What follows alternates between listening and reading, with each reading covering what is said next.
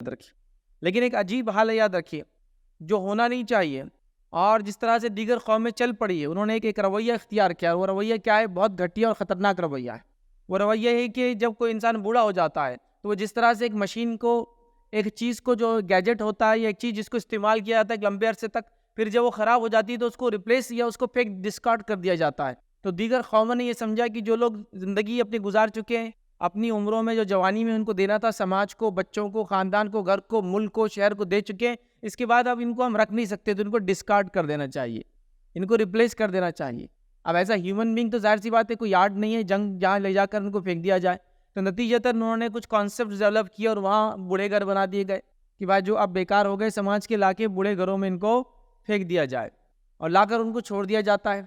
किसी दिन fathers day होता है तो किसी दिन मदर्स डे होता है ना, या कोई और भी वायरल डे होता है, तो उस दिन आकर उनके साथ कभी फ़ोटो खिंचा लेते हैं, थोड़ा बहुत बैठ जाते हैं, खाना वगैरह खा लेते हैं, फेसबुक वगैरह पे और दीगर सोशल नेटवर्क पे अपडेट कर देते हैं कि मैं माँ के साथ था, बाप के साथ था, और बाकी वो पूरी ज़िंदगी बेचारे वो बूढ़ा और बूढ़ी अकेले ही गुजारते, चाहे वो माँ बाप की शक्ल में हो, दादा दादी की शक्ल में हो, या ख़ानदान का और भी कोई फ़र्द हो सकता है। क्योंकि हम ज़ईफ़ों की, बूढ़ों की बात करें, वो कोई भी हो सकते हैं, उनका कुछ भी रिश्ता हमसे हो सकता है, याद रखिए। लेकिन हमको उनके लिए कुछ करना है, याद रखें। तो लिहाजा उनको एक ऐसी चीज़ समझी जाती है कि अब क्या करें।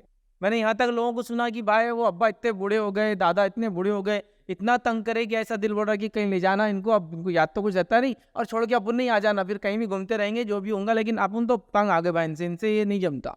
हालांकि ये वही शख्स है जिसने, अगर दादा है तो आपके बाप को पाला, और अगर आपका बाप है तो आपको उसने पाला। लेकिन आप इस तरह की बातें या इस तरह की सोच बनती जा रही है, और ये क्यों ना हो, इसलिए कि दीगर कौम ऐसी सोच रख रही है, उनकी सोच समझ इसी तरह से, याद रखिए, और वो ऐसे ही आगे बढ़ रहे हैं, और उनको लगता है दुनिया में आगे बढ़ने का यही एक जरिया है, क्योंकि इनके पीछे लगेंगे तो दुनिया खराब हो जाएंगी अपनी।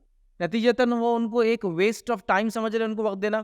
इसी तरह उन पर खर्चा करने को ऐसा समझ रहे हैं कि एक डेड एसेट पर इन्वेस्टमेंट कर रहे हैं, मतलब बेकार चीज़ पर आप क्या बोल रहे हो, उस पर समझो कोई चीज़ को पैसा लगा रहे जो बेकार है, उसका कोई फ्रूट या उसका नतीजा, उसका रिजल्ट नहीं मिलने वाला है। इसी तरह हम देखते, याद रखिए, बहुत सारे लोग ऐसे हैं जो उनकी मौत का इंतजार करते रहते हैं। ये बना हुआ है कि अब ये जाएंगे तो विरासत बंटने वाली है, ये जाएंगे तो तिजोरी खुलने वाली है, ये जाएंगे तो जो ज़मीनात इन्होंने लेके बैठे वो हमारे नाम पे होने वाली है। तो वो उनके सिर्फ डेथ का इंतजार कर रहे हैं कि भाई कब अब ये यहाँ से सफाया होता है इनका ज़मीन से, और उसके बाद हम लोग जो है इनकी जो सल्तनत, इनकी जो मिल्कियत, इन्होंने जो कमाया, इनका जो बैंक बैलेंस है, इसके हम मालिक बन जाते हैं। लोग इंतजार कर रहे हैं, याद रखें। अभी ज़ईफ़ कोई भी हो सकता है, मतलब किसी फील्ड की बात करें, घर के ज़ईफ़ के लिए कोई इंतजार कर रहा है, तो कोई जमात के ज़ईफ़ के लिए इंतजार कर रहा है कि हज़रत जाते तो मैं अमीर बन जाता, फिर उसके बाद तो कोई जो है समाज हर फील्ड में, मतलब ज़ईफ़ों के साथ एक रवैया इस तरह से हो गया, याद रखिए, कि बस अब ये बेकार की चीज़ है, समाज को इसकी ज़रूरत नहीं, जो इन्होंने देना था दे दिया, अब हमको भी इनकी ज़रूरत नहीं, और इस तरह के ख्याल, याद रखिए, बनाए जा रहे हैं। और अफसोस की बात है, उम्मत मुस्लिमा भी ऐसे ख्यालात डेवलप कर रही है। और क्यों ना हो, जब बड़ों को बच्चे देखेंगे कि बड़े इस तरह से उनसे बड़ों के साथ सलूक करते हैं ज़ईफ़ों के साथ, तो बच्चे भी उसी तरह का सलूक, याद रखिए, फिर अपने माँ बाप के साथ प्लानिंग करते हैं, याद रखिए। और ये बातें, याद रखिए, अब नज़र आ रही है, अब तक ऐसा होता नहीं था। लेकिन अब मुस्लिम अक्सर इलाक़ों में भी बूढ़ा घर की, ओल्ड एज होम की ज़रूरत पड़ रही है, याद रखिए, कि लोग अब थक चुके अपने वालिदैन से, अब वो नहीं चाहते इनको रखना। कुछ का हाल ये है कि वो अपने स्टेटस की मजबूरी बताते हैं, मैं जिस स्टेटस का हूँ, ये गाँव के हैं मेरे वालिदैन, या घर के जो भी बूढ़े, वो वालिदैन हो सकते हैं, हो सकता है कोई खाला और कोई फूफी हो जो आपके पास रहती थी, आपके वालिद के पास या आपके घर के अंदर, वो हो सकती है, कोई भी हो सकता है, दादा हो सकते हैं, दादी हो सकती है, कोई भी हो सकता है। तो याद रखिए, तो वो परेशान है उनसे, याद रखिए, कि वो मेरे सोशल स्टेटस को मैच नहीं करते हैं।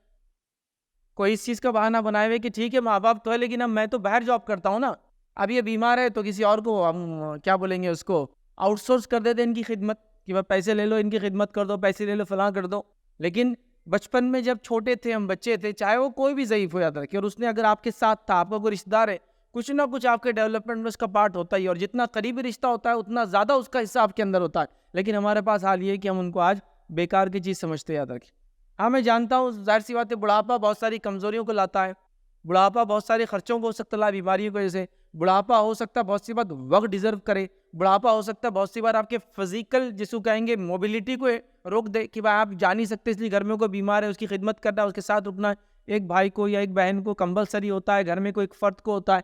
इसी तरह जो नौजवान लड़कियां परवान चढ़ती फिर ऐसे माहौल के अंदर, तो उनको हर चीज़ जो घर के अंदर जिस घर में वो जाने वाली होती है, अगर वहाँ कोई बूढ़ा इंसान हो तो उसको वो बूढ़ा इंसान देखकर आंख पे कांटे आते कि आपके इनकी खिदमत के लिए मैंने अपने आप को यहाँ तक लाई। या लोग सोचते हैं कि हमारी बच्ची को इसलिए हम उस घर में देंगे, वहाँ 2 बुड्ढा बूढ़ी बैठे हुए हैं, अब उनकी खिदमत करेंगे बेचारी, उनको जाने दो दुनिया से, फिर अपन सोचेंगे रिश्ते का उसके बाद क्या होता है। तो गोया कम्युनिटी और कौम उस मिजाज से फिर डेवलप होती है। आप समझ रहे कि नहीं नहीं नहीं, ये सब नहीं, ये बोझ है, ये बोझ रहेगा तो कहाँ से हमारे बच्चे यहाँ तरक्की करेंगे, ये तो इनकी खिदमत में लग जाएंगे। जबकि याद रखिए ये बोझ नहीं, याद रखिए ये रहमत है आपके लिए। ये ज़ईफ